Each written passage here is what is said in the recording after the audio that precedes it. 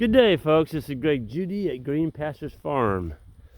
Today's topic is our earth shelter slash root cellar for storms and storing our veggies and canned goods. And we actually made this cellar big enough it's going to have electricity in it to where we can put our freezers. We've got our meat freezers in the garage right now, and it's going to free up a lot of space. And this whole cellar, that's going to have a concrete roof on it. That's what that rebar is sticking out. And we've got 8-foot walls on it, and it's 10 by 20.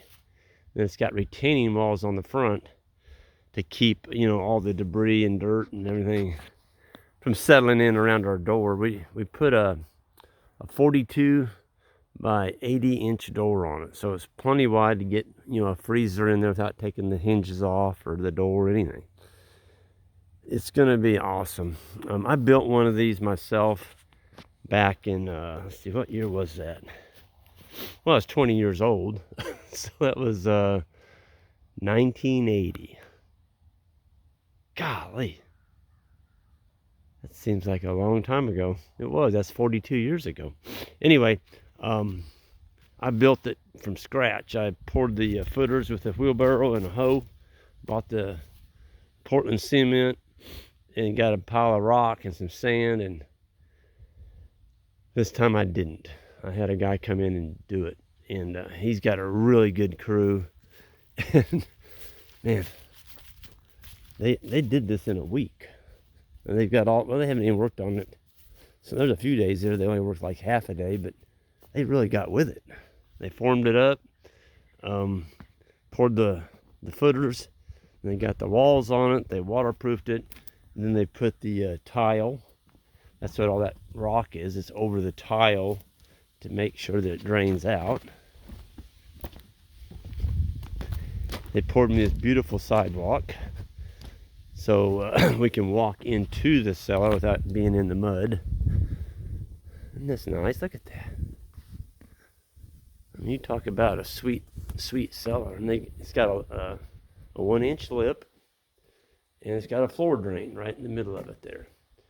And when they pour the roof, we're going to put a conduit to the side up there. That's where the power is going to come in. So we'll have a plug-ins along the side for our freezers. It's going to have a light in the top, the switch, of course. And this is going to be a commercial steel door here on the front. That's the 42 by 80. But we wanted to put the retaining walls on here. I did the same thing on the one that I built up the hill here by my 3-story log cabin that I built in 1980. And I tell you what, when you get a tornado warning, we've been in that cellar up there, up the hill. The new people that owned it, we called them and asked, and they said, sure, come on down. And so we've been in that thing a couple times. And the thing about it is, when you get a tornado, something like this could save your life. I notice a lot of people are building just little ones in their house, like, an 8 by 8, just something they can get into.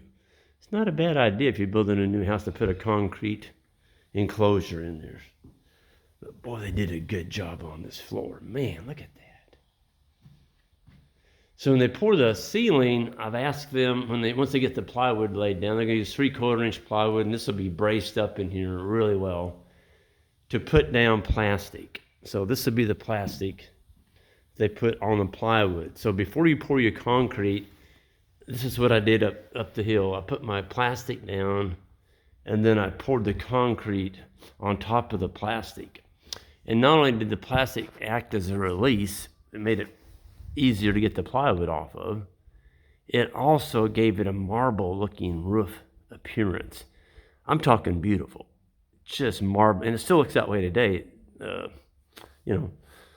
42 years later, it still looks the same. But folks, this is going to be covered with dirt. This whole thing is going to be covered with dirt. Of course, these retaining walls will stop short. We're going to have the dirt, come probably down to here. You don't want the dirt clear up on the top of this wall. There's our other side of our they don't have the rock on this drain tile here yet. But see, all the water is going to go out down there. That's where you don't want the water settling around that structure up there.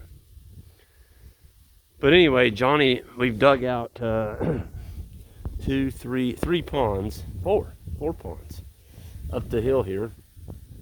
And so we got a ton of dirt up there, and I just have to hire a dump truck, have Johnny come in with his high lift and just start ferrying dirt down here and dumping it. It's going to take, well, the cellar I built up the hill, it took 10 dump truck loads to cover it. I would say this was going to take at least that. There's a lot of area there to cover, folks, with dirt. But if you get it covered with dirt, it will stay the temperature of whatever the ground is. And so you talk about easy keeping freezers. They're just, I mean, it's going to stay cool in there all the time. And if you got a bushel of apples or potatoes or carrots, any root crop, the idea is to have potato bins here across the back, put in some shelves over here for Jan when she does her canning, and then possibly on this wall we'll have, you know, the freezers lined up all the way back, or a mixture of the two. I'm not sure which, but it's going to be a darn handy building, I can tell you that. And the next time the storms come, we don't have to, you know, there's been a few times Jan and I got in the bathtub. That's all we had. And our house is built on a slab. There is no protection on a heavy wind, and you know, it could just wipe that house right off that slab over there and take Jan and I in the bathtub with it. Here, we're going to be protected. So, yeah, I mean, what's your life worth? You know, so it's going to be nice. We're going to enjoy this. It's going to be a welcome addition to our farm. Something I've been wanting to do for a long time, and I kind of promised Jan that we'd build a cellar one of these days, because she saw the one that I built up at the cabin, and she said, that's a really nice cellar. I'm like, yeah, it is. And that was probably one of the hardest things for me to leave when I sold that place up there, was that root cellar, because it was a lot of work. But they've done an excellent job here. Jan will be able to put, you know, her pots of, she wants to do some potted stuff here. It's just facing south, you know, or she could, I mean, she's a very inventive gal. She'll utilize this space along this walkway for something. She may have a raised, contained beds in here growing vegetables. I don't know, but I bet you she'll have something in here. Knowing Jan. Yep, I'm a lucky man. I got a good wife, and thankful for her every single day of my life. Thank you, Jan, for being who you are. But yeah, the boys and I got up this morning, and we moved the mob right at daybreak and caught them across the road. It was just a straight move across the road, and they're down there happily eating. And we left behind a ton of grass. So the boys and I took a pasture walk this morning, and I just kind of going over things with them, what to look for, you know, soil building techniques, and you know, what I started with and what it looks like today, and how much we left, what it's going to look like when we come back there in 90 days. And we sat down yesterday and actually went through the chart, and we've got a really good idea now exactly where the cattle are and where we'll be at. If we do need, you know, we'll unroll some hay to extend the grazing season or whatever. We've got all that figured out. So it's a great feeling to have that with winter here. And I'm getting ready to pack up here in a minute and take William back to the airport. We had a young man here from England, and he was interviewing for an internship, and he was here for a week, and I'm taking him back to the airport this morning. Really enjoyed our time with William. Awesome young man. And he runs, him and his dad and mom, of course, they have a sheep farm in England. And they also have some cattle. So it was just a great time spending with William, and we wish him the best, and we'll see what transpires. But I look forward to someday probably meeting up with Ian or William again. And a little bit of news on our future this summer.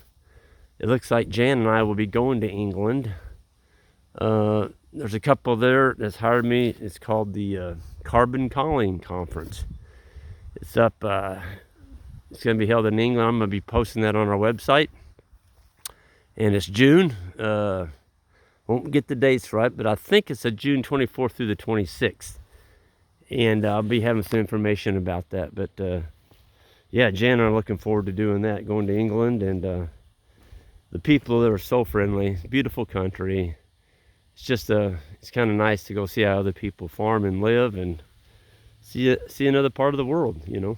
So anyway, I'm gonna go ahead and sign off here. Next time I video this, hopefully we're supposed to have the roof on it Monday, and we'll get that all broke down, and then we'll be getting this thing backfilled, and not sure when we'll get all the dirt on top of it, but it's gonna be a lot of dirt. Folks, y'all have a good one, and we'll see y'all down the road. Oh, hit that subscribe button on the way out, and everyone have a great weekend. Take care.